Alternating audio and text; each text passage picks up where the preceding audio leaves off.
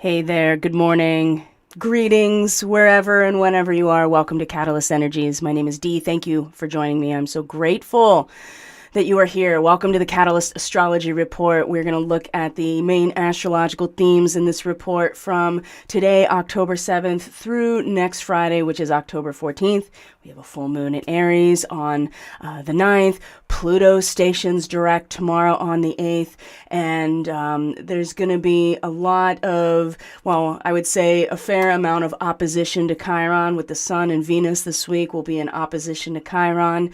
And connections also to Saturn before it stations direct as well. So things are turning on now, right? And Pluto, which is, the most mysterious, the most powerful, clearly has the final word as the ruling planet of Scorpio, representing death, birth, death, regeneration, metamorphosis. The cycle is the first to really station direct. And in succession over the next couple of months, we're going to see all of these large transpersonal planets all the way up to Chiron, which is more of a comet or an asteroid that is orbiting between Saturn and Uranus. All of them are going to start stationing direct. And what does that mean for people who are not familiar with astrology? Well, we'll get into that. We'll talk about what it means when a planet is retrograde. Why does it look like it's moving backwards? It's a matter of perspective. This is something that I find really important when we talk about these astrological transits and understanding, the language of the cosmos. So welcome everyone. Welcome back. If you're new here, thank you for being here. And just a reminder, if you value this work, if you find it important for your personal journey, you can assist this channel in its growth by subscribing, by liking this video, by sharing it, by commenting on it. All of that does have an impact on the algorithm. For however long these platforms remain, we're going to use them. And so that's one way that you can support this work. Of course, if you are a monthly subscriber to the Starseed Fellowship or the Catalyst Classroom, then you are already supporting this work. So actually, I'm going to share with you our upcoming Catalyst Classroom topic over the next couple of weeks. We're going to be talking about the sun, our star, our solar system, and we're going to look at stellar physics, astronomy, the astrology of the sun. We're going to look at eclipses and what they mean, and start to dig into some new ideas, maybe possibly looking into alternative theories based on what we have been given over the course of our civilization. What is the mechanism of the sun, right? I mean, as far as we know, it's a big nuclear furnace, but there's a lot out there that would suggest otherwise, and that our sun is truly much more of an electrical, and in fact our entire universe functions electrically. So we'll also be getting into the concept and the idea of a dual star system. Most star systems, at least as far as I understand it with my very limited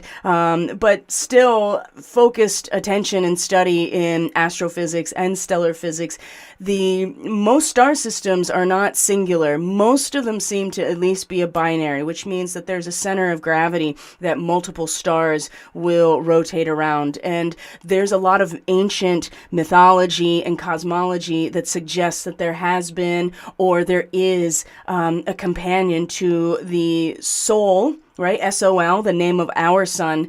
So we're going to get into that. So that's all part of the Catalyst Classroom. That's a monthly subscription tier through Subscribestar. I'll share with you in a little bit some of the promotional material. If you're not on my email list, you may want to get on that. That's something you can do, linking from the description box, because I already sent out all the promotional material for that, and the upcoming Vinyasa program, yoga program that I'm going to be offering. I'll share some information with you. I just want to really get into today's astrology. Also, if you are an Aries sun, moon, or rising, your full moon forecast has been posted on this channel already, so you can check that out as well. If you are a strong Aries person, if you're just trying to understand that Aries person in your life, this is a really great way to kind of check in. And I went pretty deep. I mean, it was almost 90 minutes of content, specifically reading for the full moon and the second half of this lunar cycle that started in Libra. So even Libra people will get something out of that as well, because Aries and Libra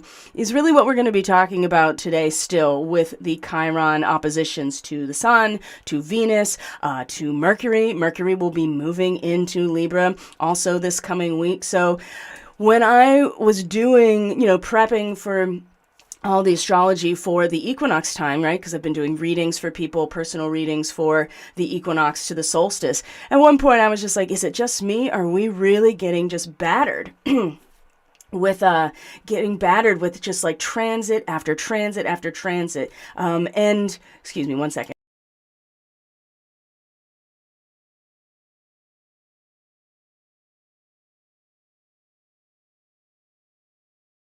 Here we go. If there's one, it's just consistent. And I don't think it's just me. I think that we are being given, right, as a result of our relationship to the cosmos and the cosmic time clock, plenty of opportunities and a lot of challenge during October. We have eclipse. The next eclipse cycle in Scorpio and Taurus, of course, because that's where the nodes of the moon are still. Moving into the territory of Andromeda. So we're going to talk about a little bit of that today. We're going to talk about where the full moon is, go into the constellation that we find, Tau Ceti, the fixed star that will be in conjunction with the full moon itself in Aries. So there's a lot to talk about. The demolition machine is turning back on. This is part of Pluto stationing direct. And, it's felt really mellow, almost too mellow, almost melancholy. I got the hood up today. That's usually, to me, that signal for, I'm just like, okay, I need to temper this for just a minute, because the input is just too much for my nervous system. And there's a lot to be processed right now, especially as we are coming off the first quarter moon. This whole week leading up to the full moon is a time to restructure. What are we doing, right? Where is our action oriented? And yes, we had a new moon in Libra that really felt very uplifting, right? The dawn of a new day reveals everything changed, right? This opportunity for us to integrate our own polarity and grow from this intention here. But that is one thing. What actually transpires through the growth process is quite another. And that's part of the moon's transit through the entire zodiac over the month, is that we experience the full cycle of all of the symbols and archetypes that are related to the human experience in relation to that seed point. Just like a seed, we plant the seed, it goes into the ground, and then we leave it up to life, up to nature, and we can support it in all the ways that we know how. But at the end of the day, it's going to follow its process based on all of the input and the natural trajectory. So, and how we respond to that is really a function of what the moon is doing during these lunar cycles. So one of the things I know that the demolition really is going to turn on is because oftentimes I will find, at least in my own life, that there are very specific things that are in real time that seem very mundane that will tend to line up with these transits in a way that encompass more of the energy. So I say this because Monday is the day after 6 months of waiting that the bathroom in my house is finally going to go through its overhaul, right? It's going to be completely demolished and rebuilt from basically the frame. And that also means that I can't do the Starseed ministry on Monday, because my recording booth 10 feet away or less is where the bathroom is, and they're going to be knocking out walls and doing demos. So next week it's going to be really difficult for me to be able to broadcast with all that going on. It shouldn't take too long, but the fact that it's happening as Pluto is now stationing direct and it'll start moving forward. It's always moving forward, but from our perspective, it's going to start moving forward. And this is the demolition machine, right? This is the decay process. This is the destruction that Pluto represents. And in the last degrees of Capricorn, we are talking about the institutions. We're talking about the structures, the crystallized form, the matrix of our physical reality, and the institutions that we've built and contributed to building through our resource. So we'll see how it all unfolds. But, that date of the 8th has been, flung around, and it's all a flurry. And I just love how, you listen to certain influencers and content creators and, looking for all the comms and looking for everything. And it's like, you just look at the astrology chart. Like, it's pretty obvious that the 8th is a huge deal based on the fact that Pluto stations direct, and then we have a full moon right after that. So, to me, it's just like a no-brainer, but that's just me. And, we've been there's been a lot of concerted effort to steer people's attention away from these particular practices as occult or evil, so that we don't actually pay attention and understand it for ourselves. And that's a pretty significant, I think that's been a very significant operation in play. So, we'll see what happens, right? The idea here is that how we address this, how we, and the triggers, oh my gosh, the triggers from the oppositions to Chiron. Today, the sun is opposite Chiron. Venus comes into an opposition to Chiron. Mercury comes into Libra, and then by next week, we'll come into opposition to Chiron. It's just 1, 2, 3. It's just going to be pulling out that energy that otherwise may have been embedded or kind of in hibernation, or we've been bypassing. It's been a little harder with Chiron retrograde, but with these oppositions, it draws it right out of us. And where have we, basically felt that we are incapable, or that we have no say. We have no say into projecting our own sense of fulfillment, that we ourselves as a seed point of subjective experience, we can never be happy, right? And in fact, the sun opposition to Chiron does have the signature in many ways of us identifying with maybe this cyclical pattern that we feel like we can't get out of. Now, that doesn't mean that there isn't a sense of balance that we can get from walking the labyrinth. And I've been really feeling that energy, right? That there is only so much that you can do from an ego standpoint. And when you kind of hit that wall, you have to find your way through the labyrinth. And that kind of can bring about a serious feeling of peace, but it also can trigger some sort of sense of boredom where you have to act out. And so we're going to talk about that energy as well, or the ways that we pull in and refuse to engage with life because we have experienced disappointment or sadness or even guilt about doing it in the past, and thinking that we don't have any say in who we are.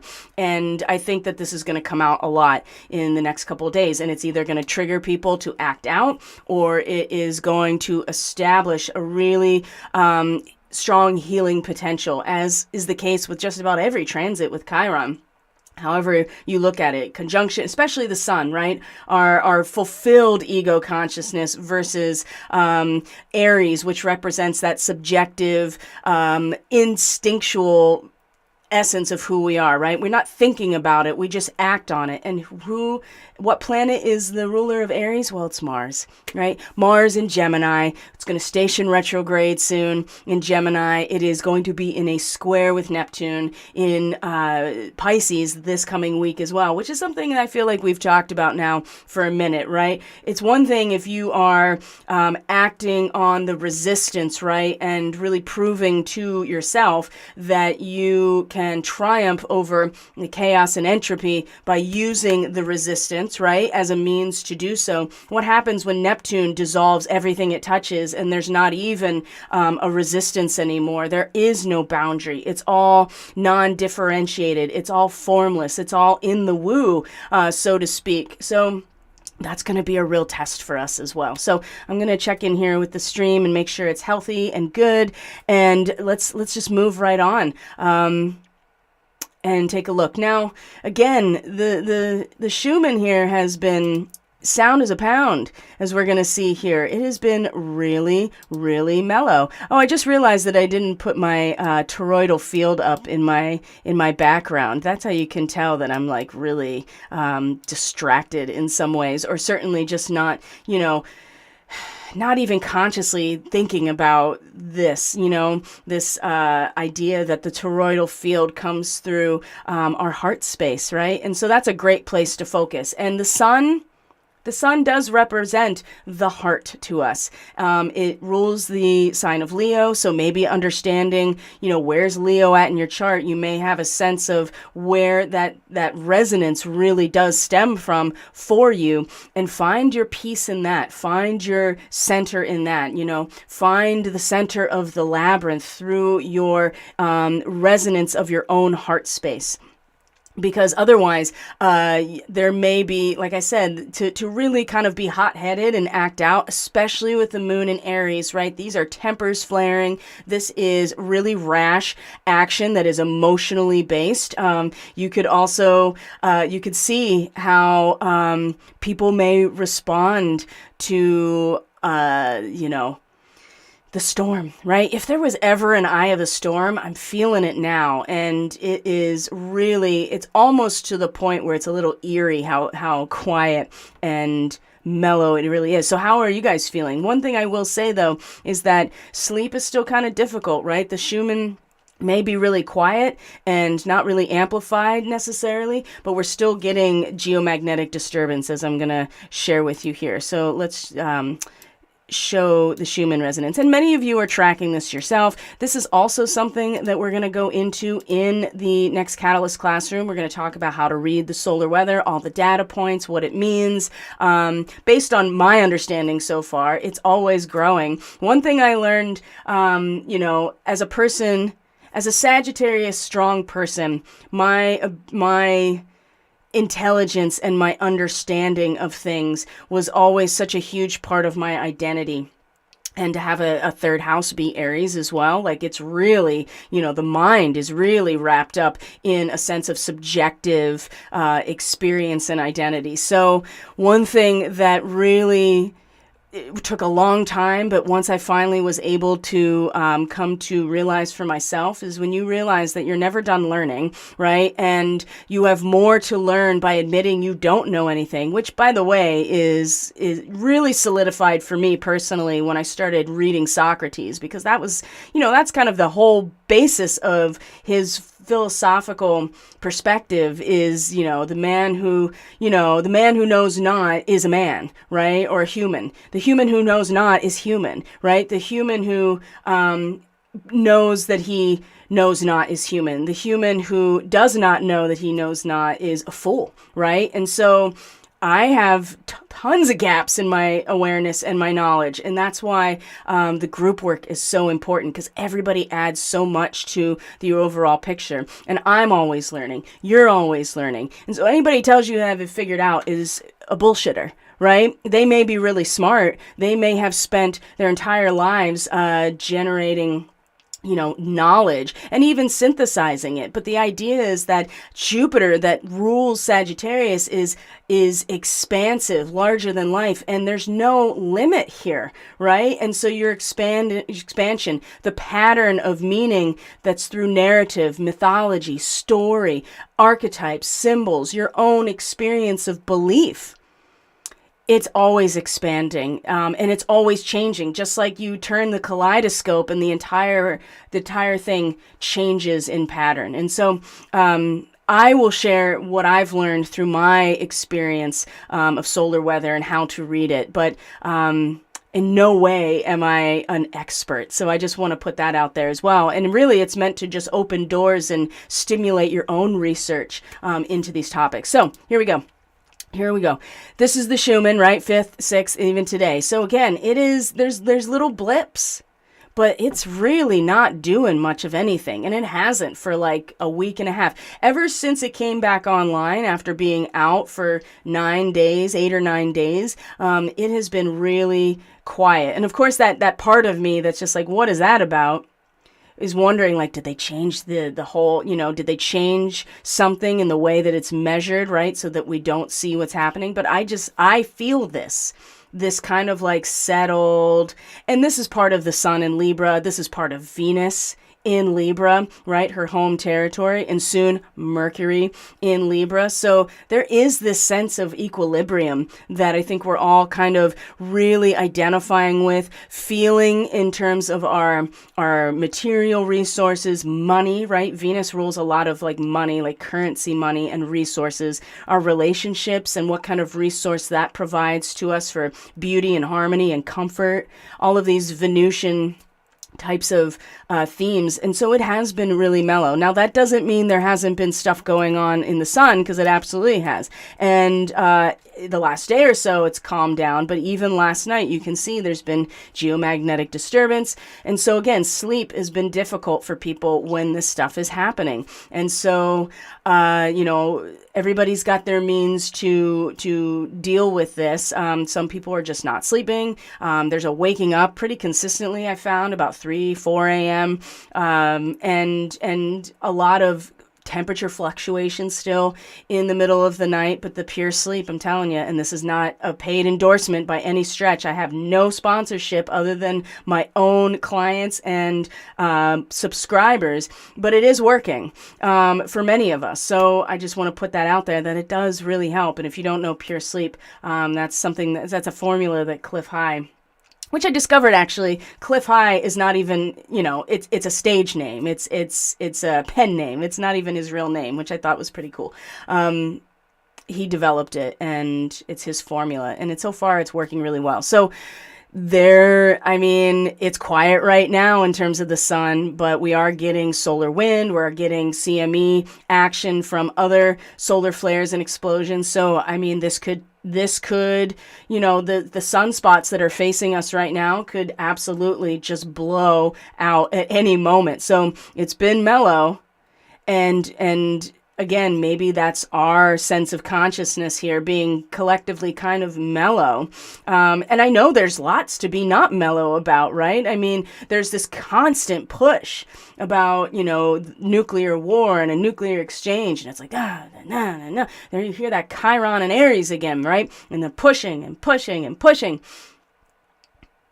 War and war and war, right? And Mars and Gemini, when you have a very clear cut, like back and forth, right, of black and white, it's very easy to talk, to act on one side or the other. And so I feel like the Neptune square to Mars is going to be instrumental in just dissolving all of those down to, the polarity really of yourself and your connection to source or your own divinity or God or however you conceptualize it. So there has been disturbance, absolutely. And so just take care of yourself. Absolutely take care of yourself and be willing to make the commitment, as we talked about actually last week with the reading, which is something I just want to, touch base with you real quick on. Remember this from Monday, right? That we have the Lovers card as our outcome. We had the Devil card reversed as the heart, right? The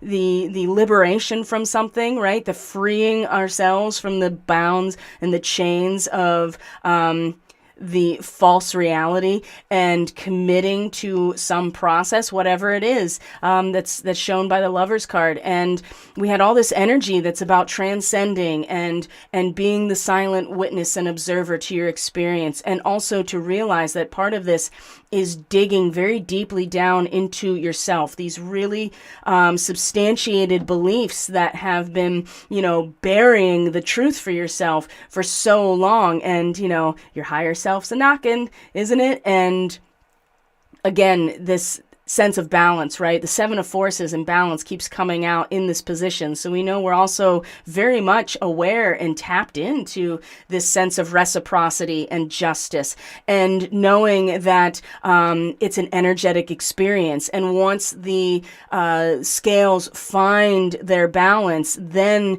it's time to start acting from there. But we got to go through the rest of the fall and the winter here in the Northern Hemisphere. Southern Hemisphere, we got to go through through the spring and the summer to get to the point where the seed is actually viable archetypally for growth. And so this is always how it goes this time of year, right? Going Libra into Scorpio. So I just wanted to share this with people and give your sense of where we've been and what this week has been like. So I'm going to just bring up the chart and we're going to get right into it for today. And let's see here. We're going to talk about some constellations. We're going to talk about Cetus, the sea monster. We're going to talk about Tau Ceti, where the full moon is going to be, and just give ourselves some time to really, because I'm not going to be able to come on here on Monday, so I really want to take some time to really go over the astrology, obviously of the full moon, but also for the week ahead, because it's pretty strong, right? I mean, the full moon is that illumination moment, and then you have the week following the full moon as the time of actually integrating what has been revealed to your subconscious, to your feelings, in your feelings, where the polarity actually exists, because the sun is opposite the moon. And of course, the moon will be conjunct Chiron. And so there are just so many feels, so many ways that the guilt and the shame and that inner child and the masculine, I cannot overstate this enough. And some people are feeling it in their physical bodies. I know I am. And when I made that connection, I realized actually that the pain that I've been experiencing pretty consistently in the left side of my body, and I was really focused there. I was like, what's going on there? What's going on there? When it finally dawned on me and it clicked about the masculine, right? And my own dreamscape, my own guidance leading me to that, I started feeling in my body that what had for a long time ago had been the issues on the right side, which is the masculine side of the body, right? The left brain is running the right side of the body. And so it's referred to as the masculine side, and so much opened up, right? And I feel as if the feminine has been, in a lot of ways, for, this has been the case for a while, has been compensating for the need for true healing of the masculine, right? The inner child. And Aries is the seed point, and that is the masculine. So when we start to realize that this cycle has to go through its process, and there's nothing that the feminine can really do to compensate for this, only to be and to strengthen our resonance, our magnetic resonance, to hold the field of our own self as the masculine goes through this experience of not being able to control everything that's happening. There's so much relief here. And with all the Libra energy, it's a good opportunity to be able to feel in to what is actually balance for you. So I just want to check in here and see how people are doing. So Barbara Hill says, hi, Dee. Happy to see you all hooded up. Yeah, I mean, it is getting colder here for sure. Got a bit of sleep reprieve last night. Also feeling that quiet before the storm. Enjoying it while I can. I think that's a great perspective.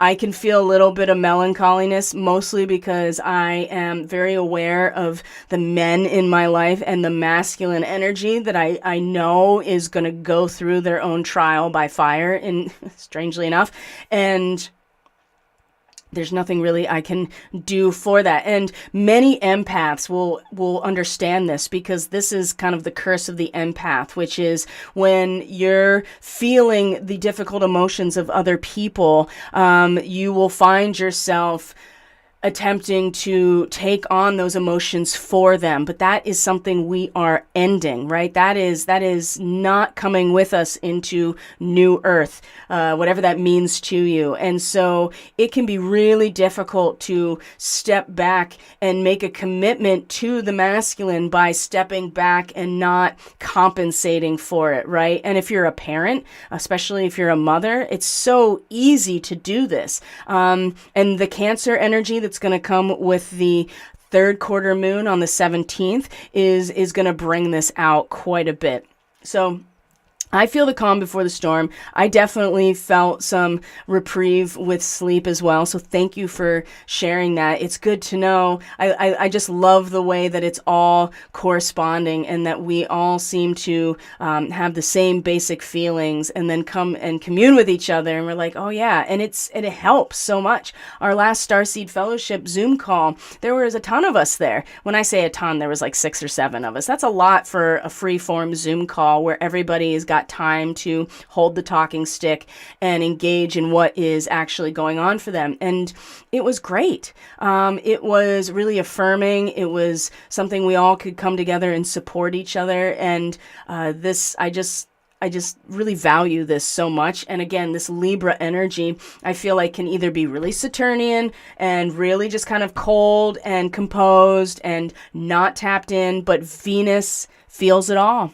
Right? Venus is not Saturn, right? Although there is a Saturnian quality, and I will assure you that the Sun and Venus, both in Libra, are going to be in a trine to Saturn in its retrograde in this upcoming week. And so there is a stabilizing point to the intellect, to the mind, to the mental energy, and certainly to the resonance of consciousness where Saturn has been sitting especially in its retrograde, but these degrees that the Sun and Venus in particular are going to be in a trine is going to really help us identify with and really in our feels and our resources and our sense of harmony and beauty in our own bodies and in our own sense of equilibrium. How that is going to be Saturn is going to be the backbone when it stations direct. And that can be very difficult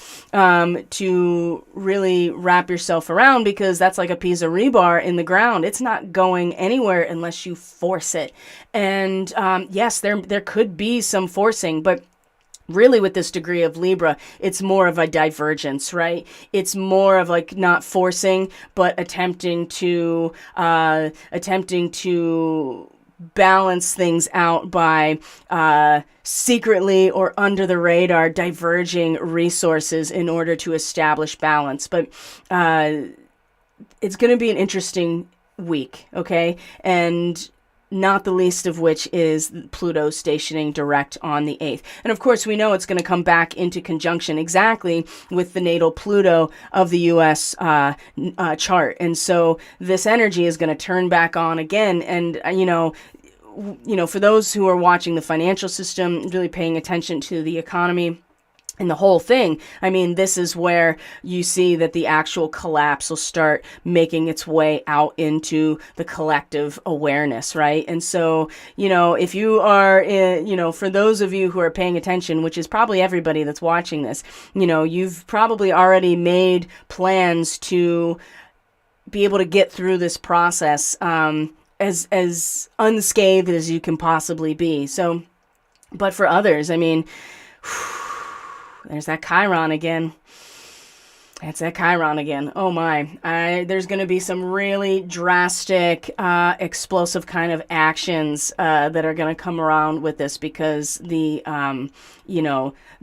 inevitability of this cycle coming back around is going to be really difficult it's going to trigger a lot of people to try to change the whole thing just by wrapping themselves up in their own blanket. And there's nothing wrong with that, but that can be a bypass when we're talking about Chiron, right? It's just like, I'm just going to weave this blanket and project out there that I can just change all of this. And we can, right? And we have to believe that we can. And this is why it's important to project out into everyday reality fulfillment that already exists. And the Libra energy is just making that much more of a much more applied knowledge type of experience. Okay, so let's get into these specific transits here.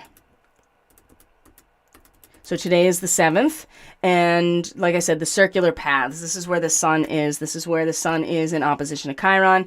So when we become fully attuned to and identified with cosmic rhythms of the universe, right? Free from what? Emotional tensions? Where did, I mean, Moon in Aries, I don't know. What could that possibly have to do with emotional tensions? We can act at peace and we can act serenely. So here's this mellowness, right, that is happening right now and coming to terms. Now, the other side of this is becoming, identifying with a sense of I have no say in this. I have no autonomy. I have no agency. Therefore, I'm just going to give up. And I can see that especially with the masculine too, but also the feminine, really struggling with also being able to, especially the empathic aspect of the feminine, attempting to do something about this emotional tension, right? This is going to be really strong feels around this, okay? We just had Mercury and Pluto in a trine yesterday, and this ability to carry on, some sort of refined tradition, right? Something, the roots have been established, right? That's the 4th house in Cancer. Virgo is the process of drawing the resources through the root system.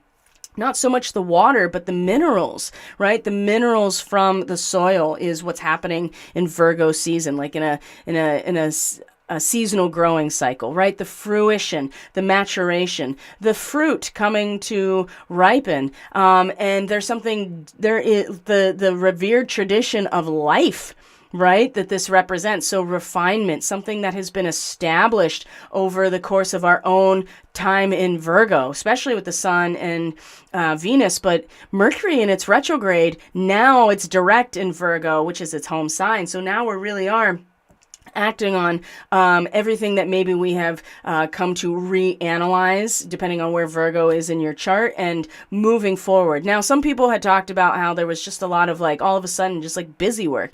And in fairness, Mercury in Virgo, it turned back on. It's okay. I mean, I saw almost to the day. I was just oh, I'm filling out paperwork now. All of this stuff to get myself in line with the next phase. That's, all kinds of just busy work, paperwork stuff. And that's part of getting all the ducks in a row with Mercury and Virgo. And that trine to Pluto, especially while it was still in its retrograde, pretty much coming to a standstill. And that's just a function of our perspective. That's not because Pluto is actually moving backwards in its orbit. It's because of our relationship to it relative to our own orbit, to the speed that we orbit around the sun, the speed and the position of Pluto, right? It's going retrograde half the year and it's direct the other half of the year. So while it was still retrograde, coming to a standstill, seeming like it's stopping, it was this, even as the economy collapses, even as the forest burns down, right? Even as the institutions are struck down, that tower moment, it's the ability to actually use the deep root system that it's still intact, hopefully, to gather the resources that we need. And maybe you have found yourself doing busy work that's really setting you up to be in a position through your mind, through your mental realm, through, the back and forth that Mercury represents, of being able to do this. And maybe it's something that you used to do. I know for me personally, I found myself, it's time to get my license transferred over to Pennsylvania. It's time. And that's something that I've been doing for, more time than I've been doing digital work here. So, and not to say that I won't continue with this part of Catalyst, but the idea here is that there is something deeper, and this capacity to draw the resources from our natural environment, even in the face of the destruction of everything we have already contributed to, that is going through its process.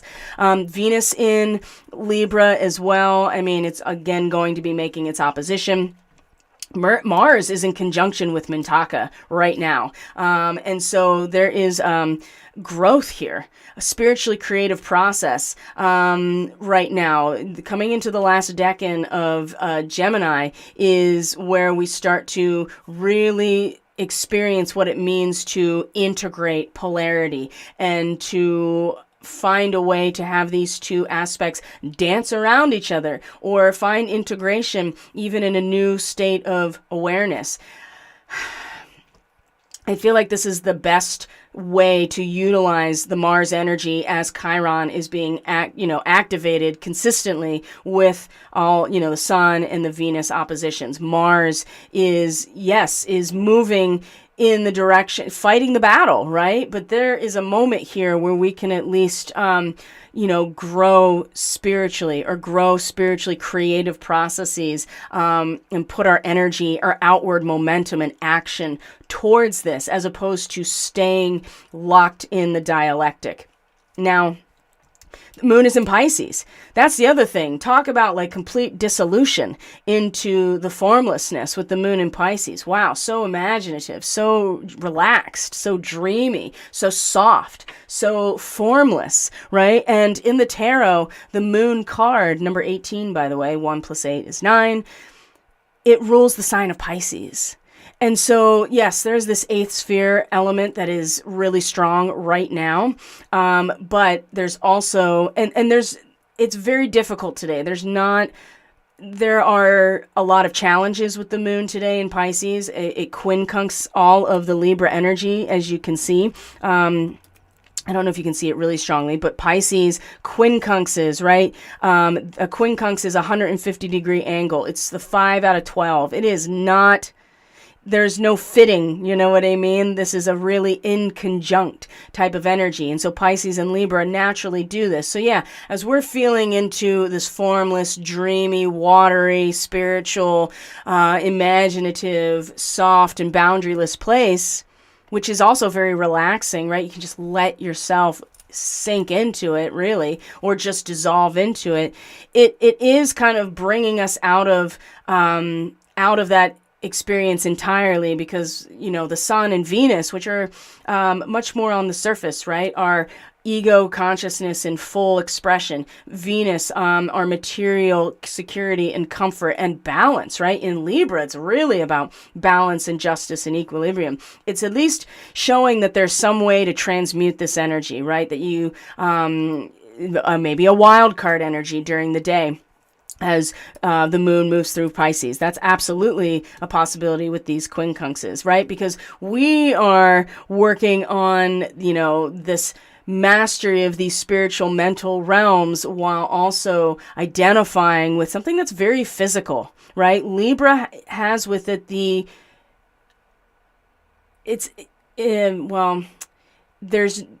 there is this preordained idea here that in Libra, there is a polarity, right? Of course, in Pisces, there is no polarity because there's no boundary here. It's all returning back to formlessness. But there is somewhere to exercise some sort of transmutational quality in these quincunxes, right? So at quincunx Venus, it'll come into a quincunx with the Sun, right? The two luminaries. How do we square the circle, right? That is a big question when you have a quincunx. And how do we kind of emotionally kind of give ourselves over to the collective at a transcendental, spiritual, cosmic level? How do we feel into this space while at the same time also identifying with more of the rhythm of the cosmic, or attunement to the cosmic rhythm, I should say. So opportunities to adjust ourselves today. Like I said, the Sun is opposite Chiron, and then we have the moon come in a sextile with Uranus, right? That's that 60-degree angle that we see. Actually, I'll show you on the chart so you can look at it. And right here, right? And then, but it's also going to be in a square to Mars right after that, as it's coming into a conjunction with Neptune. So by the time we come into this evening, right, just as the day turns over around midnight or so, at least on the East Coast, we're going to find the moon conjunct Neptune. Boy, oh boy, right? Get ready for some powerful dream state, especially if that is like when you're sleeping. It's going to be really strong. I mean, you're going to be tapping into all dimensions through your own subconscious channel, through your own intuitive, emotional landscape. And Neptune is going to dissolve all of the boundaries. And so it's so easy to tap into this place during dream time because of that. Now, the sextile to Uranus before that happens is an opportunity to harmonize and build off of something, right? To have that inner transformation that is harmonious but requires us to participate in some way. And there is this sense that as long as we allow an undeviated sense of connection to our divinity, to source, to that formless transcendental space, I think this will also allow us to embrace what otherwise is a very erratic, under the surface, very kinetic type of energy with Uranus in Taurus, right? That is, taking us back to this shifting under the surface in order for something new to rise out of it, which is very much about, our actual resources themselves when we're talking about Taurus, right? What has actual value. So it's more about what is coming through us spiritually and what we allow to come through spiritually that's really going to give us an opportunity to transform, at least within ourselves, in a way that can actually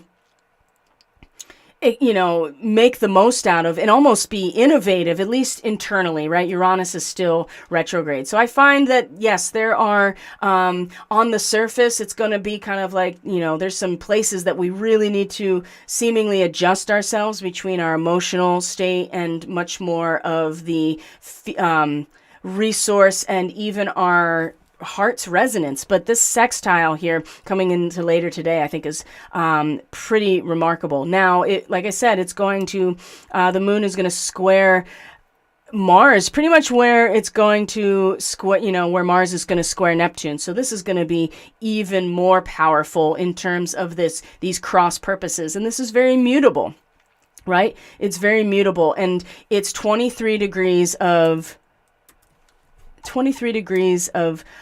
Pisces, which is about, substantiating something through our own vital energies. It's like a medium giving a seance. And so, not to get too caught up in the actual practice itself, but the idea here is that in order to substantiate an ideal or to substantiate something unconscious, because we are not tuned into what we are bringing forward consciously from our subconscious, right?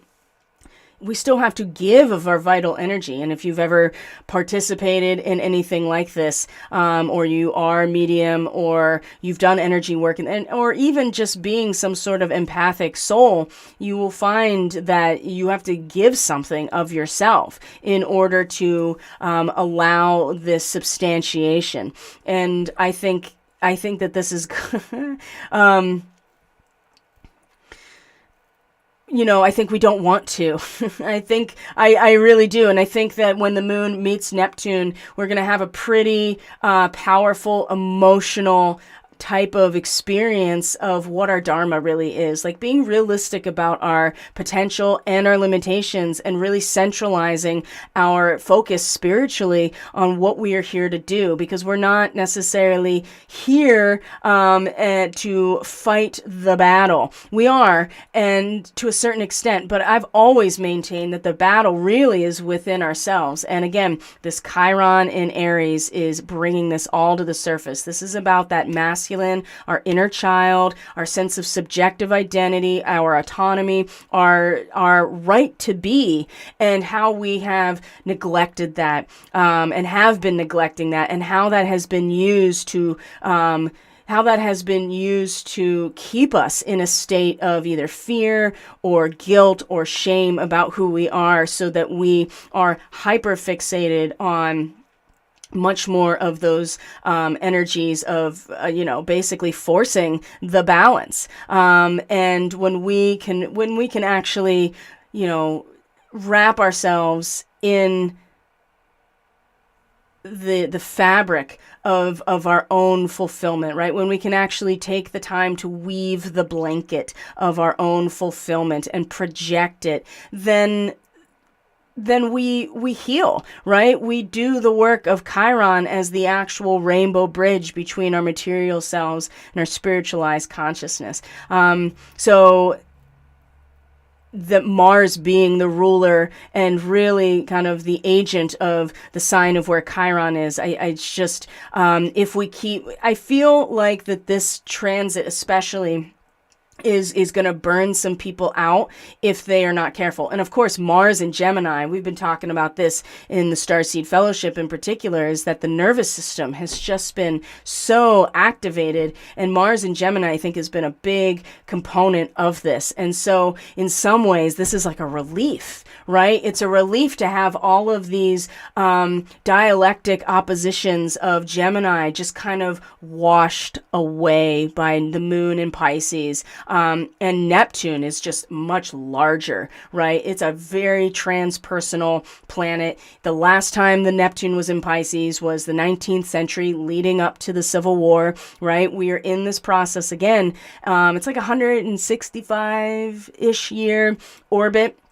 And so we're coming back around again, right? There's that cycle. And to find our peace within it, not apathy, right? And certainly not a rash, really emotionally driven, expulsion.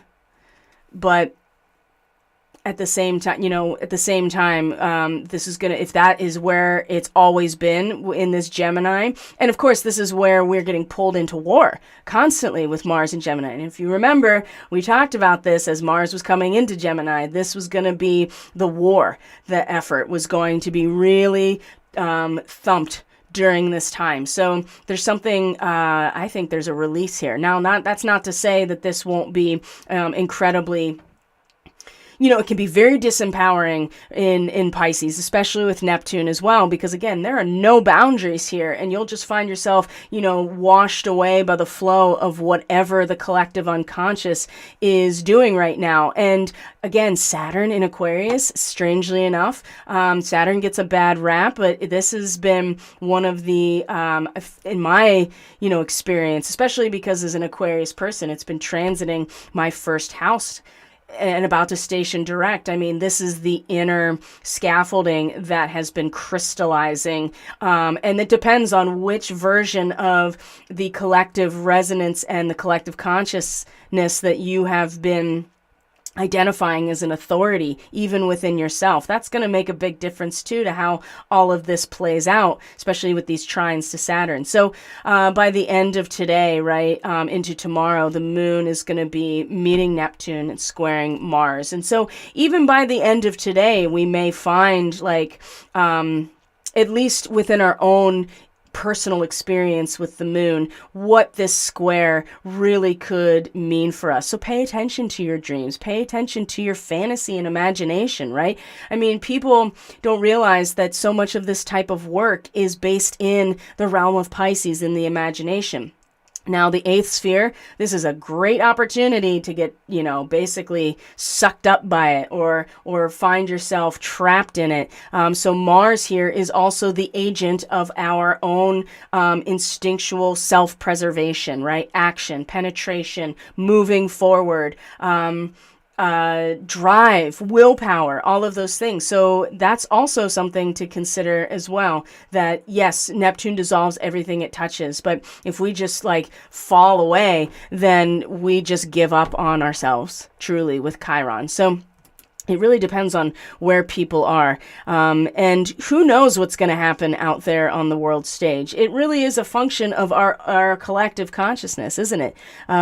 Where we all are at. Where is our resonance? Where is our vibe collectively? We are not at the mercy of the astrology or anyone else. We are here to live congruently and in a relationship with the world around us and with life. And we have every right to weave that blanket and to project that fulfillment into our everyday reality, even if it isn't here yet. The sun in Libra, I think, is a realization that the seed point is now released and it's going to go through its own underworld stage. But that's, again, no reason to think that it's not already here. We can't give up on ourselves. So, and I see the masculine really, really struggling with this, and it makes me really sad. And as an empath person, it has taken a lot of my focus to not default back to that. And once I saw that, there was, like I said, so much released in my body.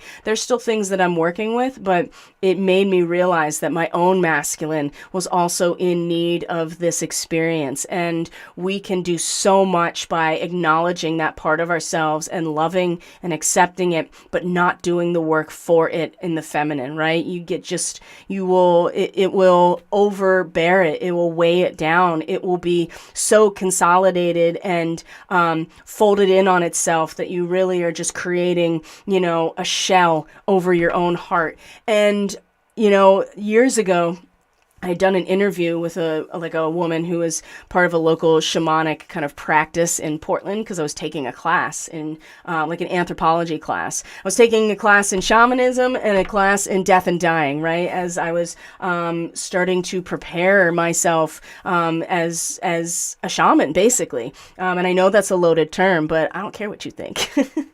I know who I am and what I'm here to do. So. And one of the things when she gave me the treatment, that was part of the interview, is just like, I'm going to do we're going to work together. And one of the things that she told me as she was doing the work is that she's like, there is scar tissue, like energetic scar tissue over your heart that needs to be almost like surgically cut away. It's so thick, it's so calloused. That it takes this surgical precision. And I had forgotten about that up until maybe like 2 days ago, when I was been like really working on my physical body in this area. And I know there's a lot of scar tissue and starting to really feel it in there. I was like, wow. Right. But if you don't work with that scar tissue to, mold it back to its original form, right? Scar tissue grows to protect, right? But it stays that way. And this is where people get all kinds of pain, and why myofascial is so important. This is also why I'm going back into body work, because releasing these things in your actual body are also releasing these things in your spirit and your, spiritual body, your energetic body. So again, really honoring where you are at, and honoring the masculine's need and the inner child's need to really be acknowledged, and to do the things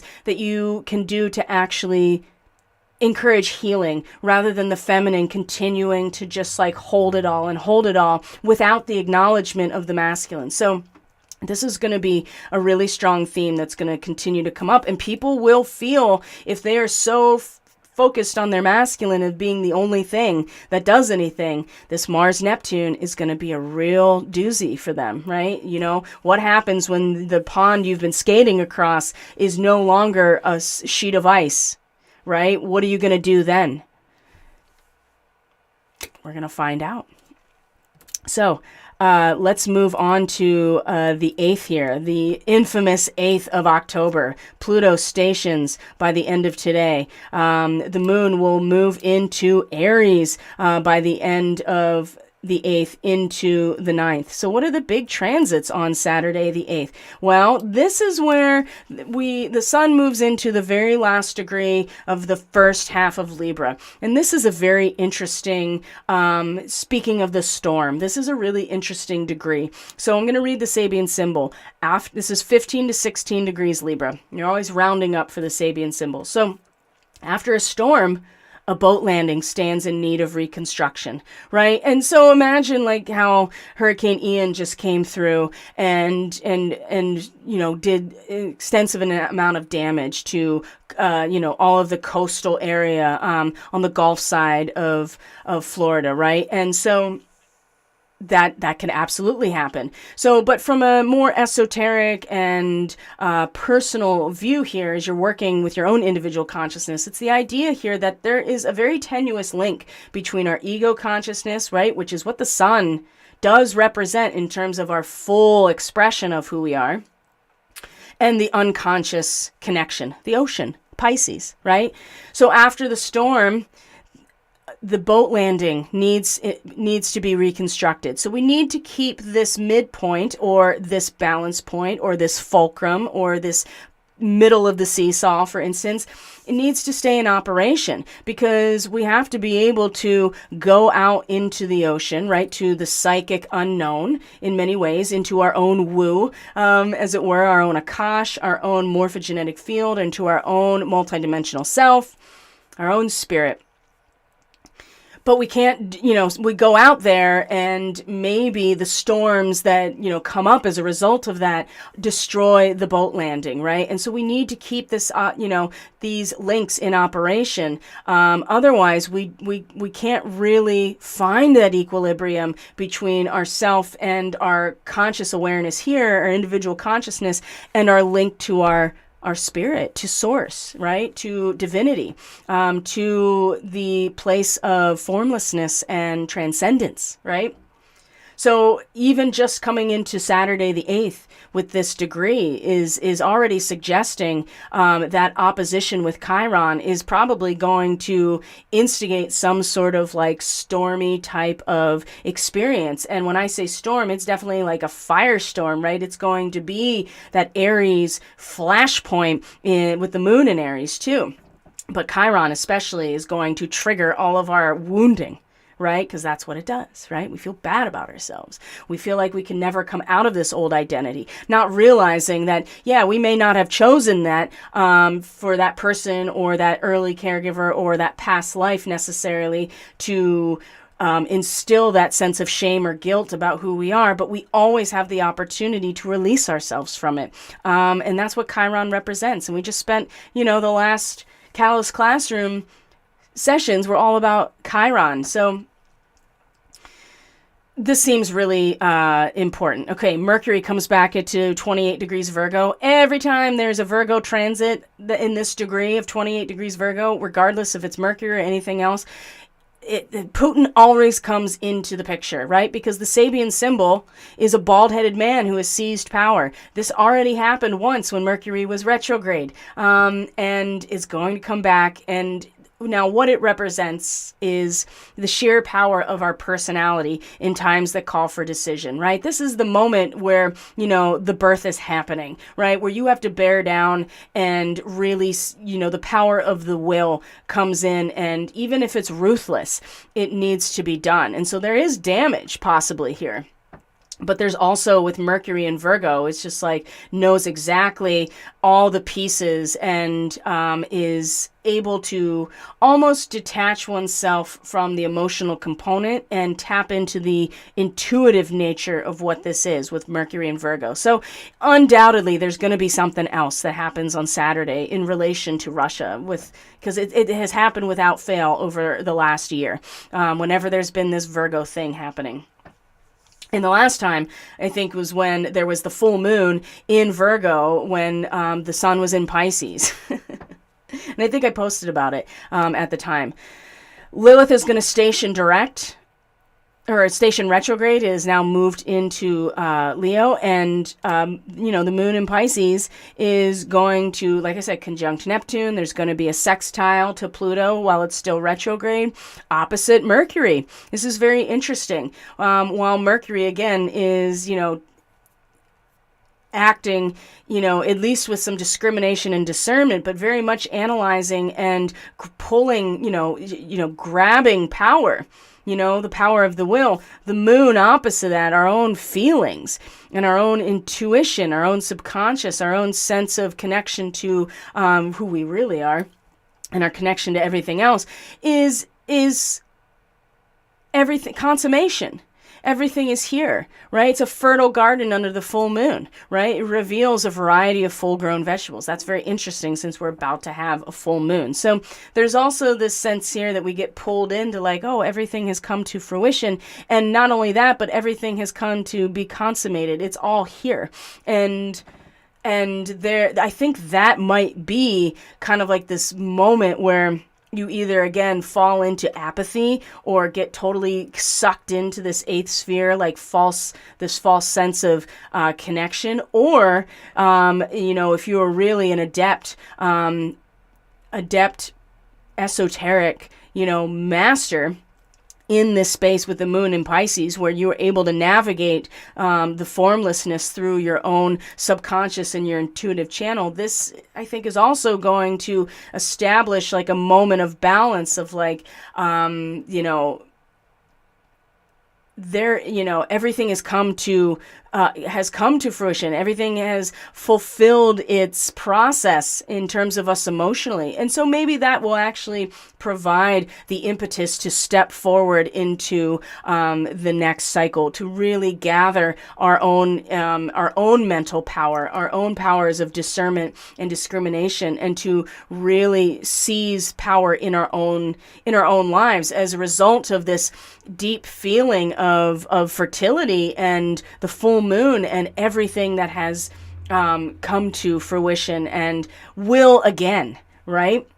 That's the other thing. Like there's so much about these cycles over the weekend that is going to be really important for us to keep in our pocket here, so that we don't get caught up so much in like the intensity of the of what is happening on the surface. After that, the moon goes void, of course, meaning that it doesn't make any major aspects before it changes into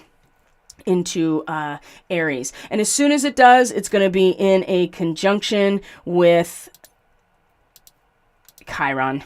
Or Jupiter, I'm sorry. That is going to happen too, but it's going to meet Jupiter, as you can see, 2 to 3 degrees of Aries. Now, this degree is about finding, realizing your participation in something more than yourself, right? That is an interesting thing for an Aries or a Mars-ruled energy, but that is the 3rd degree of Aries. That shows that, the whole point of identifying our self and our subjective self is to, in fact, find ourselves within the framework of something more than ourselves, which is its opposition of Libra. So yes, Jupiter is retrograde in this area, and it's just getting tighter and more contracted and just closing in. But that expansion could be happening within ourselves. And I think that it's been very difficult. But if we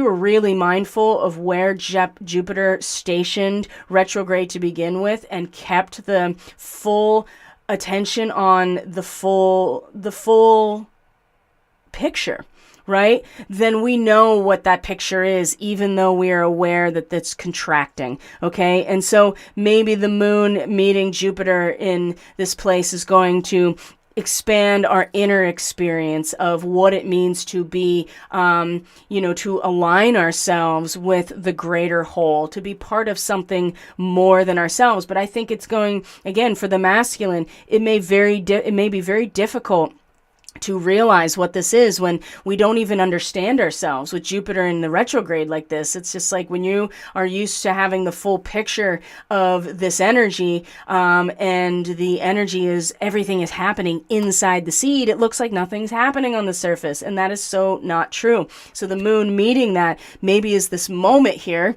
where we recognize within ourselves and our subconscious, our intuitive landscape, that it starts inside of ourselves first, and then the understanding of who we are individually has been going on beneath the surface, inside the seed, and maybe our ability to transcend all of those boundaries with a moon, especially after coming through Pisces, is going to, I think, allow us to connect into this. This is I like this transit personally. But again, if you are not aware that Jupiter is retrograde in Aries, and you are struggling to understand who you are and the meaning of your life, right? This is one of those moments where people are like, what does it mean for me to even be here?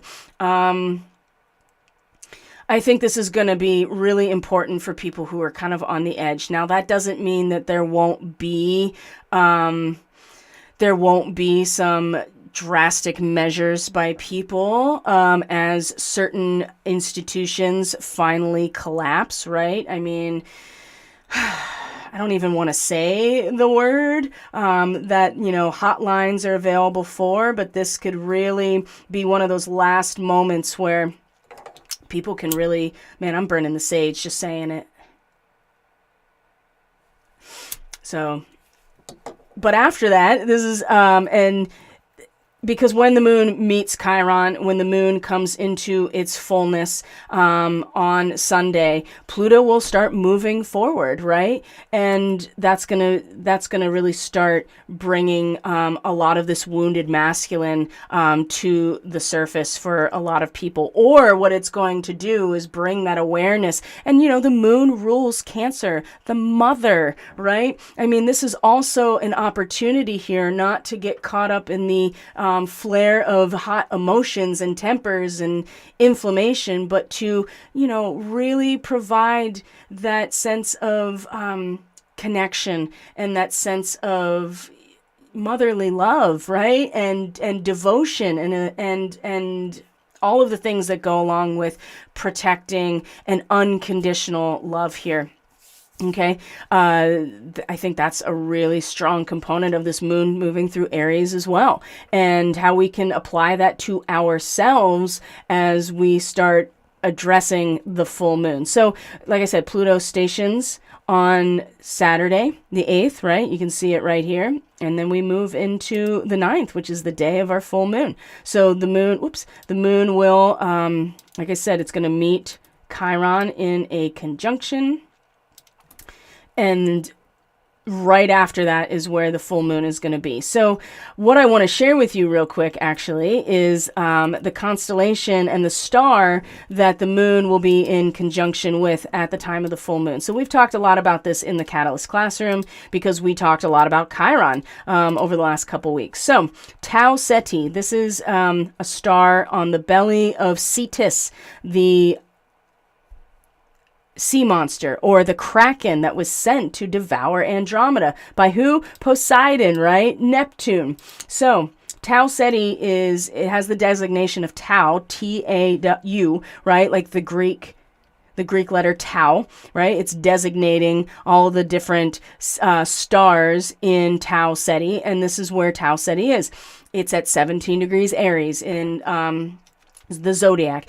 It is in the belly of the kraken, right? The sea monster, the whale. And in fact, I picked the thumbnail for today's video because that is the whale galaxy. And so it just seemed really appropriate since we're going to be talking about this. So Tau Ceti, at 16 to 17 degrees Aries in particular, the Sabian symbol is very interesting. It is two spinsters, sitting kind of like, together with their arms crossed. And if you know what a spinster is, it's a woman who remains unmarried and doesn't have any children and is in, in this case, it's the withdrawal from the polarity of masculine and feminine and pulling in order to, at best case scenario here, work with the duality within yourself, between you and source, your own inner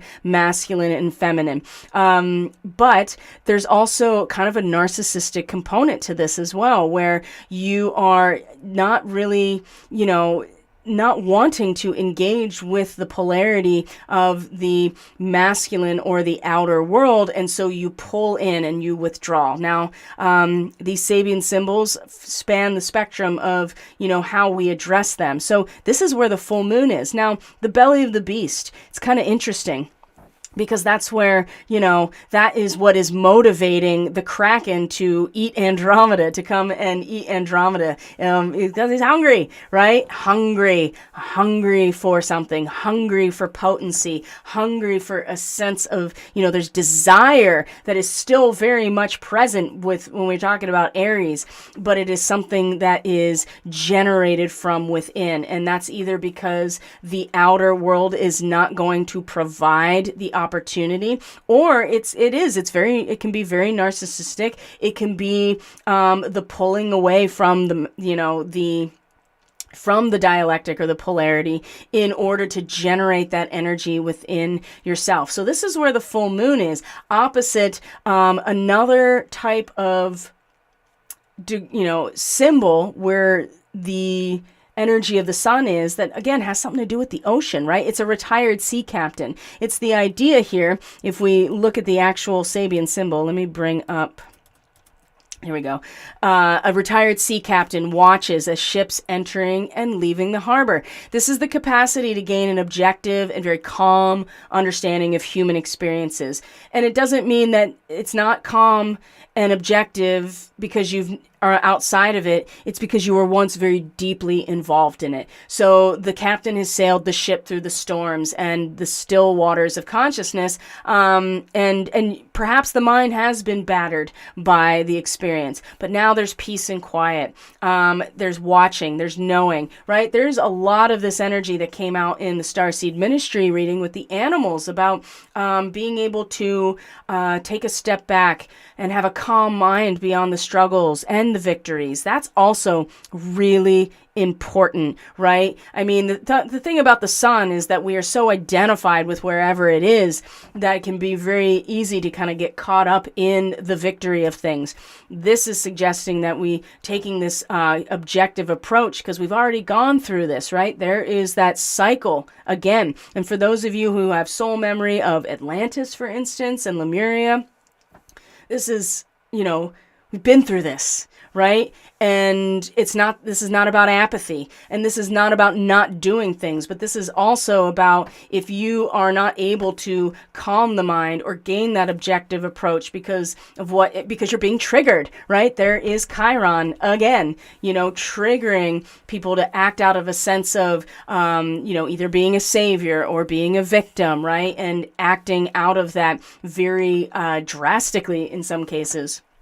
This full moon is going to allow us to see where we've been too apathetic, where we've just kind of given over to the cycle and not feel like that we can ever reestablish ourselves, but also too is going to allow us to see how far we've come with generating our own potency from within, because we are not getting pulled into the fray. And again, Mars in Gemini is going to keep beating the war drum and pulling our energy back into that situation. This full moon is just so important to this process of actually identifying within our own self, our own emotions, our own deep feels, the ways that we have either pushed, have withdrawn unnecessarily because we can't find this objective and calm understanding of these experiences, or it's going to highlight, how far we've actually come, how much we have actually have this now inner poise and serenity as a result of our ability to have this outward objective and calm approach, right? Two dignified spinsters sitting in silence, right? The ability to transform a natural lack of potency into poise and inner serenity. So, but it also comes from refusing natural expression of the dialectic. And so it's a special kind of dualism, and it's the result of a negative inward approach, right?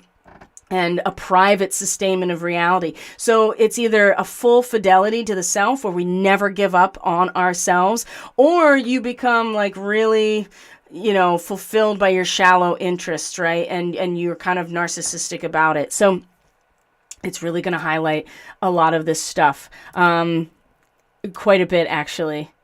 And so that's Cetus, right? That's Tau Ceti. That's where the moon is, the belly of the beast. Now, what's interesting is that Menkar, which is the nose, is in the same zodiac degree as Chiron right now, right? So the nose is we're being led around by our nose, just like the Kraken was led around by the nose to come get Andromeda. And what happened? Well, Perseus shows up and has the head of the Gorgon, Medusa, and turns it to stone, right? So it's like a trap.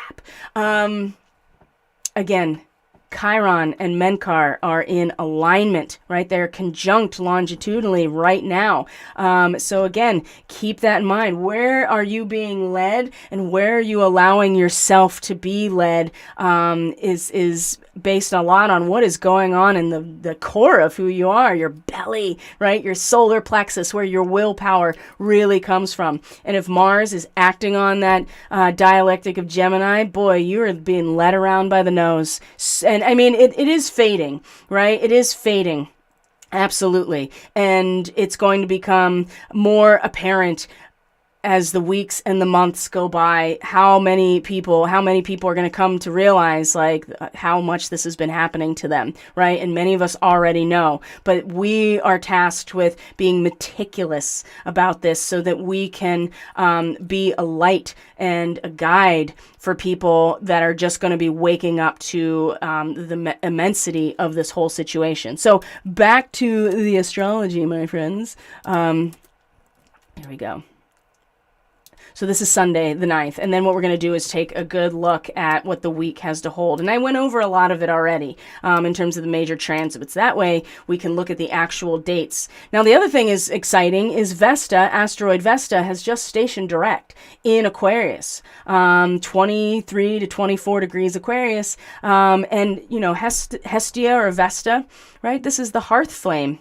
This is the flame at the center of the community that holds it, you know, that holds it all together. It is so important, this flame, that the Vestal virgins in Greek and Roman society, the priestesses were dedicated to this flame. And the fact that Vesta is now stationed direct in Aquarius is right before Saturn does, I think is pretty telling in terms of, you know, where we maintain our own connection to the spiritual flame, to the fire of our own spiritual transformation within the collective, right? The collective consciousness, Aquarius, right? That is the resonance of the collective consciousness. Number one, what is the flame at the center of that? Number two, you know, what is the flame at the center of us? Which goes back to Leo. Now, Lilith is in Leo.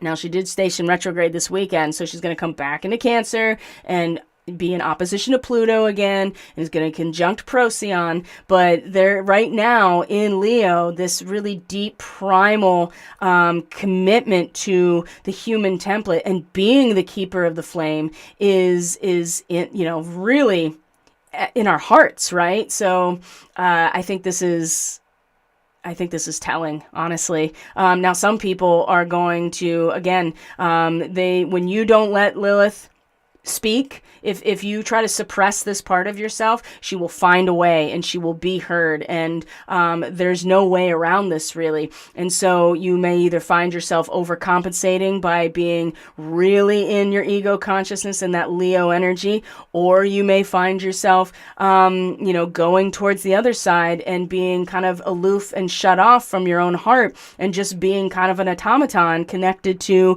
the grid. Those are two ways that when Lilith is not being honored and acknowledged for what she truly represents, when we feel cut off, frustrated, castrated in some ways, speaking of like the masculine,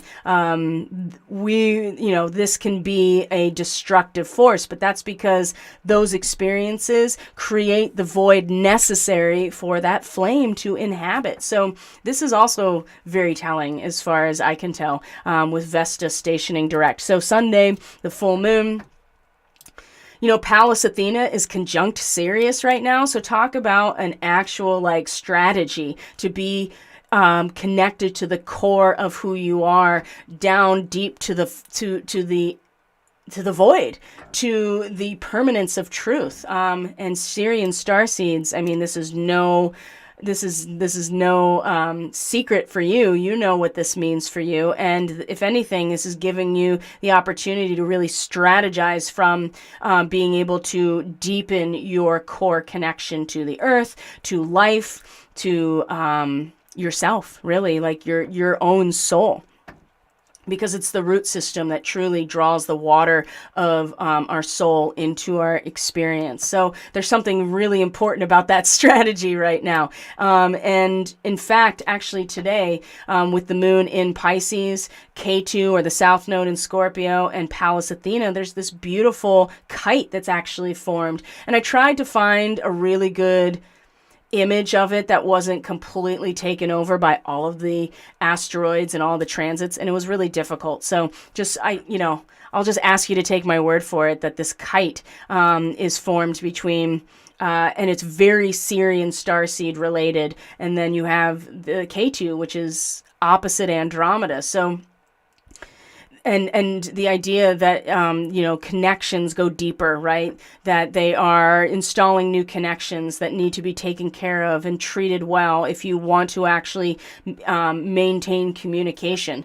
That's what 14 degrees Scorpio is really about. So that's incredible, right? That's a beautiful water trine that has the north node as the top of the kite, showing the direction we're being pulled in for evolution right now, which is in the natural, organic template of harmony, of life, of resonance. But it's in the emotional fields, the waters that are really providing all of the balance and the structure of the kite, right? We fly, the kite flies, and yes, the opposition with the nodes, right, where we've been and where we're going at a soul level, provide the spine of the kite, but everything around it is the structure, and that is very emotional and very watery and very spiritual when it comes to all of these things. So let's see what else is happening besides. So the moon is going to be opposite Venus. That's the other thing too, is that there's a lot of frustration. And again, if we can find a place where we can just imagine where we're going with each other, to find a sense of playfulness, it will really help to alleviate some of the, frustration that the moon may be feeling in Aries in that moment, especially when the moon is about to conjunct Chiron right after that and then come into a full moon. Now, the other thing that I think is really favorable about all of this is that the moon is also going to be in a sextile to Saturn. And see, you can see the bold line of the full moon. You can see the bold line of Venus opposite Chiron. Of course, the Mars-Neptune square is getting stronger and stronger. The Saturn-Uranus square is pretty strong still. But it's going to be, and this is exactly the full moon on the 9th, 16 to 17. And then we get this sextile actually to... Let's 1 second here. I want to show you the line, the bold line, right? Here we go.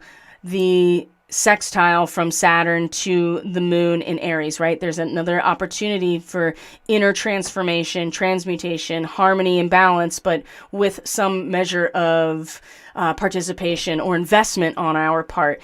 And this degree of Aries is going to be opposite the place where the Sun and Venus this week come into a trine. So there's a strong trine, this air trine between Saturn and this Libra energy. And in this sextile, showing where emotionally, how do we transcend? How do we have an unattached outlook, even in Aries, even our emotions in Aries, right? How do we kind of get on the magic carpet? And emotionally able to kind of transcend all of the strife that we are feeling. This is going to be pretty key in terms of utilizing, I think, transforming ourselves emotionally and internally before these trines. Because just because it's a trine doesn't mean it's good. It just means they are supporting each other. So again, it depends. If you're an automaton and you're just plugged into, the Borg, then...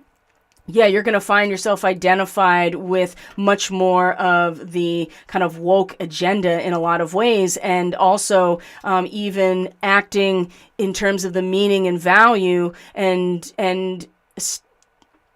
being kind of, how do I say this, almost misled in terms of what it's all for, right? And so I think this is going to be really important. This sextile is going to be really important by the end of Sunday to establish within ourselves, like, how do we transcend this feeling? Not that say we are bypassing it, but it's like getting on the magic carpet, because that's going to make a big difference about how these trines really play themselves out. So let's look at the week ahead, and then I think we can close out for today. So And I really appreciate you people, right? I really appreciate you guys being here. I appreciate your participation, regardless if you're here live or catching the replay. It really does mean a lot, not just because you're supporting me and what I'm doing, but the fact that you are supporting yourself and engaged and invested in this process very consciously, with awareness, with humility, with a sense of love and compassion. It's and a moon in Pisces this weekend is a great time to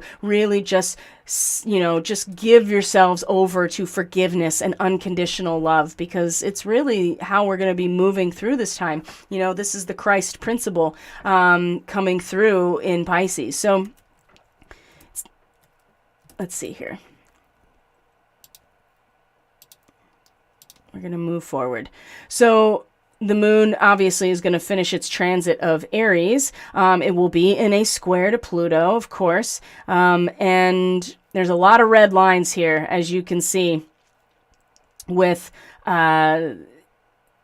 this energy coming into Monday, right? A lot of challenge, a lot of cross purposes, a lot of friction, a lot of tension and it's been building. And then the moon, squaring a Pluto that is now direct. This is Andromeda Galaxy. This is being able to, in a lot of ways, being able to utilize your imagination in order to establish another opportunity. There's never a lost opportunity unless we just accept that it's a lost opportunity. And this will be very difficult emotionally to tap into, and the freedom that goes along with being an Andromedan starseed, especially Andromeda Galaxy, when Pluto is destroying reality for us. But the square is exactly where we're going to lean into how uncomfortable that is and be like, okay, this is where I can start to, at least emotionally and internally and in a subtle way, tap into how to learn from this experience, okay? And the best we can hope for is that multiple people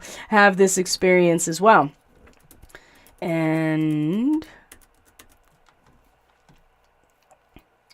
this is also when Venus is opposite Chiron on Monday and Mercury enters Libra. Remember the last time it came to 0 degrees Libra? That was the Cazimi on the equinox. So if you remember that time period, and then we had the new moon like right after it, now Mercury is moving direct. And that sense of perfect balance and the human made sacred, the mind and the way that we engage with the world around us, the immediate world around us with Mercury, is now going to take everything that it has learned, proofread, reanalyzed, and brought forward to act on, and not even act, but to conceptualize what is the archetype of the sacred human, right? What does that mean to us?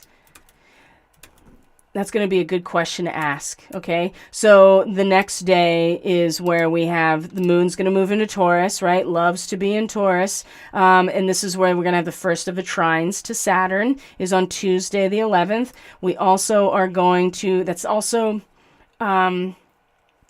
the next day is where we're going to have Mars in a square to Neptune exact, right, that we've been talking about. You also can see that a mystic rectangle is starting to form with Lilith coming back into Cancer in her retrograde. And so Mercury is going to be opposite Jupiter. Again, this is definitely something that's been happening with Mercury's retrograde. So now it comes back into Libra and is opposite Jupiter at the 1 to 2 degree mark. And it's going to be, the way that I described it for the Aries full moon forecast, especially, is that you may not, the objective approach to who you are, right? Maybe you're not getting the joke right away or understanding it, or it may not be something that you're ready to really see outside of you. But Mercury, it's like in Libra, it's now that it's moving direct, it at least is giving us a sense almost of hope that we may not fully realize. It may be very difficult to look in the mirror and understand ourselves as Jupiter is in retrograde at this point, right? To have the mirror. But the mirror really is Mercury in Libra that is, I think, establishing, let's see here.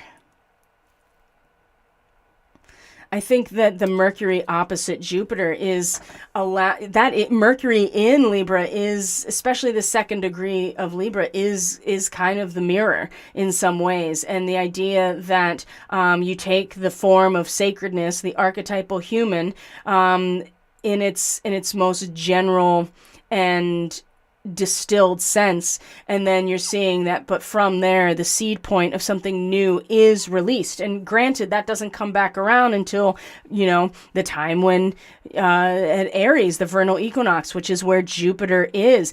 So we're not going to get the full picture, I think, within this, but Mercury in its opposition is kind of like some hope here of just like, oh, at least I can conceptualize the seed point that's being revealed, that'll eventually stimulate new growth in myself when the time is right. So while Mars is in a square Neptune and people's reality is dissolving all around them, the moon in Taurus is like settling, the emotions are settling into the actual physical reality of Taurus, right? The resources and the natural harmony, the organic template. And Mercury opposite Jupiter is just like, okay, we may not get the joke entirely, but at least we'll get some version of it, and it may make more sense, especially when Jupiter stations direct and comes back over this point, moving direct, and then certainly when we come into the spring of 2023. In the meantime, we just need to acknowledge, at least conceptualize, that for every that we have to give ourselves over to relationship, and that releases the seed of something new growing within us. But it's got to go through its own underworld journey. And if there's, underworld journey, I think of the fact that Pluto is stationing direct. Talk about an underworld journey.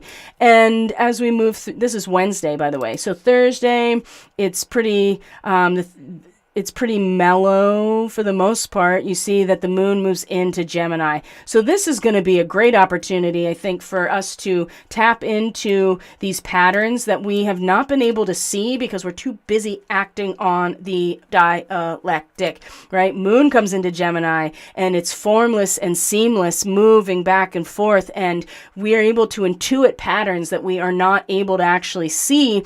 And Mars is so busy acting that it can't even see that the dialectic is where we integrate into something new. I think this is going to be really important, especially because the moon and Mercury come into a trine at 3 to 4 degrees. So this is also giving us an opportunity to kind of commune around some central point of, spirituality, right? Groups coming together and communing around the fire, right? Being the chalice, so to speak, of where we are going. And the moon it's gonna be a little nostalgic. So that's the other thing too, is that people might start feeling nostalgic of how things were, and maybe feeling like ready to reach out and actually speak to people. Mercury definitely exteriorizes and communicates verbally and otherwise. And so this, people may find themselves by the time we get to this point being like, oh, okay, I see now. I feel that it's not, that there is flow here and not just, the on and off switch. And I think that that's going to stimulate and encourage people to maybe start speaking, to finding their people, to reestablishing that sense of communion with the people in their lives that maybe we have had to walk away from. Maybe it's been a lot more dramatic than that. Maybe we have felt like we can't connect with people. This is going to start changing. And Venus, by the time we get to Friday, is also going to be in this trine to Saturn. And remember, Saturn has a strong connection to Libra because Saturn represents the letter of the law, and Venus is the ability to establish and feel justice and equilibrium. And the letter of the law, the actual framework itself, is based on this experience of balance and justice and equilibrium. So feeling it in our actual resources, our relationships, money, social justice, right? A sense of fairness is, again, it really depends on what collective consciousness you are finding authority in, and that is growing a crystallized structure within your own self. So this is also, I think, really powerful. So the divergence is either going to be something positive, like let's get together and actually start to establish equilibrium and change and fairness, or you're going to find more of the Bolshevik Revolution, where the divergence is not because it's invariably unfair. It's because someone else wants to change the scales and tip them towards their own favor. And that's going to have a lot to do with, what you're tapped into at this level. So again, trines aren't necessarily good. They are just completely supportive and balanced. It really has a lot to do with the way that you are approaching these things. And not to mention the fact that Lilith comes into an opposition to Pluto, now direct. And so this incredibly powerful Lilith energy is going to be even more just like, oh my God, it's just like, people are either going to just like, pull back in really strongly. They're going to like hide essentially, or they're going to consolidate like a turtle going back into their shell as a means to balance themselves in this destructive process. And by the way, when we get to the third quarter moon, which is on the 17th of October, this is where the moon will be, which says to me that it will be close to its lunar apogee and opposite Pluto, right? In a square to the sun, which will be conjunct Arcturus. So in fact, there will be square, that'll be kind of a T-square actually. And eventually the sun and Venus will come into a square with Pluto as well. So, and we'll talk about that stuff more next week when we get closer to that time. So we're going to have eclipses really soon, guys. Scorpio and Taurus. So if you are a Scorpio and Taurus person, just be aware that eclipse season is going to make some strong impact on you personally. So there'll be more information about all of those things as we get closer, my friends. I feel like we've gone on long enough today, and I wanted to give an extra bit here because I won't be able to broadcast on Monday. So thanks for sticking with it this whole time. So one of the things I want to share here, two things I want to share. Number one, on the 17th, I'm going to be starting a new 21-day program.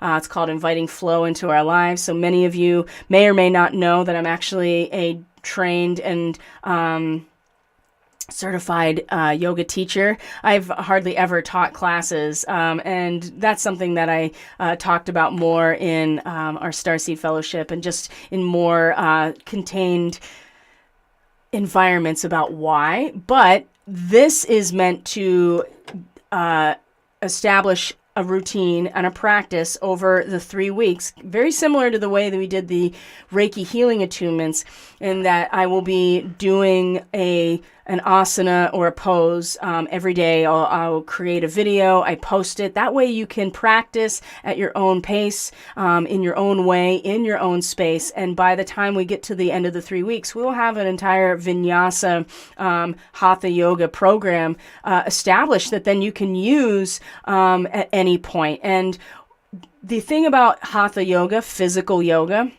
and vinyasa is a style of physical yoga that is flow, right? You are flowing from one pose into the other. It is very much in connection to the rhythm of the breath, right? And this is what I was trained in. And I really do enjoy this process as well. Ashtanga yoga is much more, it's not static, but there isn't the same flow. It's more about establishing a sense of strength in each posture, and that has its benefits too. That's more of what I practiced when I was actually in India and practicing yoga, but I am trained as vinyasa, and I really like the flow. And the thing about flow is that is the Libra energy in a dynamic system, which is where we are. There is no static nature to our universe. We are always in flow. And so when we are in balance, we are able to have flow. And when we are inviting flow through our physical practices, like yoga, for instance, then we can achieve balance. So if you are one of those people that is really kind of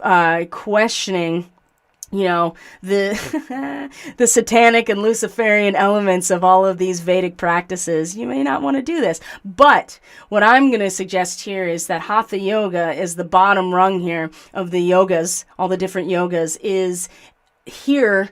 It is conditioning the physical vessel to be able to not only invite flow, obviously, but it's truly conditioning the physical vessel so that higher forms of frequency can integrate with less disruption to the body. Okay. So every day there will be a new posture. I'll go into all of the pieces of it. I will demonstrate, and you don't need any experience, right? One of the things I'm really good at, I've learned in my own practice, is modifications, right? Because it's really about meeting your body where it's at. And when I went through my training, right, it was like 2 weeks of yoga every single day and multiple times a day, and everybody got injured. Everybody got injured at some point because you push past your boundary and because you are trying to, achieve something, which is one of the reasons why I actually don't practice teaching yoga, because of the way the West has turned it into some sort of like competitive type of here, just push and push and push. And yeah, you want to stretch your boundaries so you know that you can. But this is much more about meeting your body where it's at and establishing the flow through the physical vessel. So you can sign up by going to my website, catalystenergies.net. It's linked in the description box below. It's a sliding scale fee. If you are a monthly subscriber to the Starseed Fellowship, it's only $11. You're obviously welcome to donate more, but that's one of the benefits of being a subscriber, is that all of these services are coming at a discount, and you're supporting this work too. And the other thing I want to share, like I said earlier, is we're going to start looking at the sun in the Catalyst Classroom, another tier of monthly subscription. And that first session is going to come out next week. Again, it's just I post the content that I record. I have a slide presentation that goes along with it that you can always have access to. And we build on these themes over the course of the first 3 sessions. And then we come together for a live Q&A webinar and get deeply into the subjects that people really want to address. So those are the things I'm offering right now. So thank you, my friends, so much for being here. I truly appreciate each and every one of you so much. I'm going to check in with the stream here. Barb says, whoa, the moon and Neptune are conjuncting my north node and your south node. Oh, I know it. Deep woo time for transcending polarity. Seriously. And Barb says, funnily, I was working with heart scar tissue last week through a personal session. The feminine has been overworked in compensation, over compassion. Yeah, absolutely. That's really funny that you are having that same experience. But is it? I mean, our nodes are pretty much aligned, but in opposition to each other. So I'm not surprised at all that you're having that same type of experience. So thank you for sharing that as well. I also, I looked at one of my nephew's charts. I just wanted to see, kind of check in with my oldest nephew, and Barb is, his nodes are exactly where yours are. And he's a Taurus rising, and his nodes are down to the same degree. So he and I's nodes are opposite each other as well. And he is quite the soul. He's my oldest nephew. He's going to turn 16. Gosh, he's going to turn 16 on the 17th, actually. Jeez.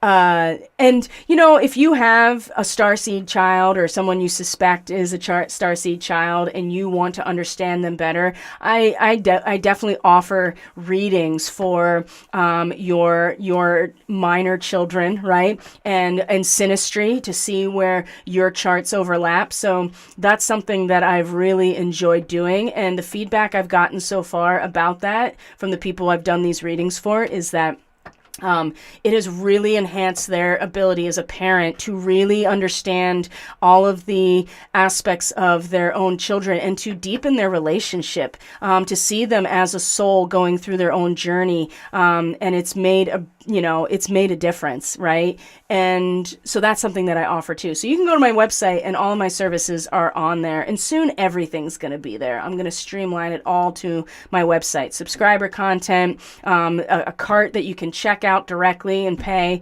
None of this like third party shit anymore. it's too much. I'm done with it. So, yeah, anyway, Guys, thank you so much for being here. I truly appreciate each and every one of you so very much. Let me know if you need anything. Like I said, no Starseed ministry on Monday because my house will be in demolition mode. I'm hoping to be back to it on Friday. I'm really hoping they are done working by Friday. It shouldn't take that long, but you never know what they're going to find behind that wall, right? Oh my gosh.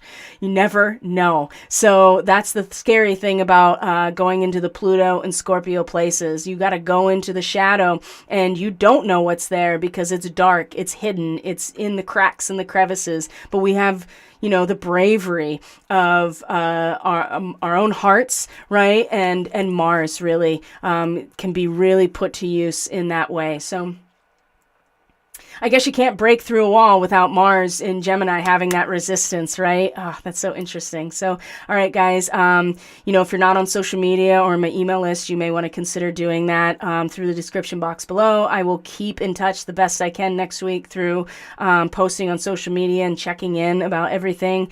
And yeah, have a great weekend. Enjoy the full moon as much as you can, and take very good care of yourselves, okay? These are intense times. This is what we are here for, and to find some comfort in the flow, right? And to find your transpersonal peace through all of this, okay? And radiating it, because people are really going to find value in that when they're really struggling themselves to do it. So I love you guys. Thanks for being here. I really appreciate all of you so much, and I'll see you on the next broadcast. Bye.